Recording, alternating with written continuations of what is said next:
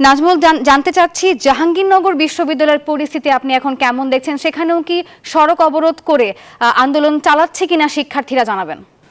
ধন্যবাদ আপনাকে। আপনি যেমনটি বলছেন, এই মুহূর্তে রয়েছি জাহাঙ্গীরনগর বিশ্ববিদ্যালয় এবং জাহাঙ্গীরনগর বিশ্ববিদ্যালয়ের ঠিক একটা তিরিশে কিন্তু যে কোঠাবিরোধী আন্দোলনের যে শিক্ষার্থীরা তারা কিন্তু প্রত্যেকের হাতেই কিন্তু রড এবং বাঁশ নিয়ে কিন্তু তারা ঢাকা আরিচা মহাসড়ক হয়ে ঠিক ডেয়ারি ফার্ম হয়ে তারা মিছিল নিয়ে এবং প্রান্তিক হয়ে এবং 22 মাইল হয়ে কিন্তু তারা ঢাকা আরিচা মহাসড়ক তারা বিক্ষোভ করেছে এবং সেখানে ছাত্রলীগের ছেলেরাও সেখানে অবস্থান নিয়েছিলেন।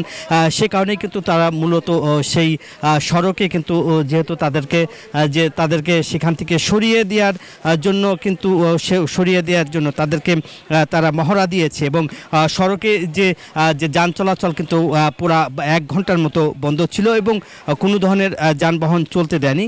এখন কিন্তু যে শিক্ষার্থীরা ছাত্রলীগ সেখানে অবস্থান নিয়েছিল এবং তাদেরকে সেখান থেকে সরিয়ে দেওয়ার পরে কিন্তু তারা মূলত এখন সেখান থেকে বিক্ষোভ মিছিল নিয়ে কিন্তু আবার তারা শহীদ মিনারের সামনে অবস্থান নিচ্ছে কোঠাবিরোধী আন্দোলনের শিক্ষার্থীরা। তারা বলছে যে তারা তাদের যে কর্মসূচি যে ঘোষণা ছিল সেই কর্মসূচি তারা কিন্তু এখন পালন করছে। এই ছিল আমার কাছে জাহাঙ্গীরনগর বিশ্ববিদ্যালয়ের আন্দোলনের সর্বশেষ। একই খবর জানবো আমার সহকর্মী রয়েছে বরিশালে, যাচ্ছি মিরনের কাছে।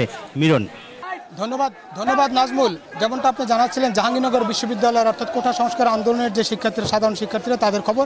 আমি এই মুহূর্তে আছি বরিশাল ব্রজমোহন কলেজের সামনে। আপনি জানেন যে বরিশাল ব্রজমোহন কলেজে সকাল থেকে অর্থাৎ বেলা 11টা থেকে কোটা সংস্কারের কারীদের পাল্টা ধাওয়া করেছে এবং তার উপরে হামলা করেছে ছাত্রলীগ এবং সেই কারণে মূলত সাধারণ শিক্ষার্থীরা এই মুহূর্তে ব্রজমোহন কলেজের সামনে তারা জড়ো হয়েছে এবং তাদের দাবি হচ্ছে যতক্ষণ পর্যন্ত তাদের দাবি আদায় না হবে ততক্ষণ পর্যন্ত তারা রাজপথে থাকবেন। এবং আপনি জানেন যে আজকে যেহেতু ছাত্রলীগ যেহেতু হামলা করেছে সেই কারণে সেই হামলার প্রতিবাদ জানিয়েছে এবং একই সঙ্গে প্রশাসন কিভাবে ছাত্রলীগ হামলা করলো এবং প্রশাসন তাদের সহযোগিতা করেছে বলে তারা দাবি করেছে।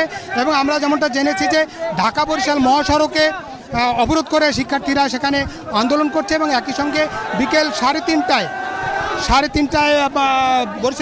বরিশাল বিশ্ববিদ্যালয়ের শিক্ষার্থীরা সেখানে সড়ক অবরোধ করে কোটা সংস্কারের দাবিতে তারা আন্দোলন করবেন। এবং বরিশাল বিশ্ববিদ্যালয় ছাড়াও বরিশালের বিভিন্ন কলেজের শিক্ষার্থীরা একই দাবিতে বিভিন্ন প্রতিষ্ঠানের সামনে তারা আন্দোলন করছেন। এই ছিল বরিশাল থেকে কোটা সংস্কার আন্দোলনের পক্ষে সাধারণ শিক্ষার্থীদের যে আন্দোলন, সেই আন্দোলনের খবর। ফিরছি স্টুডিওতে। নাফিসা।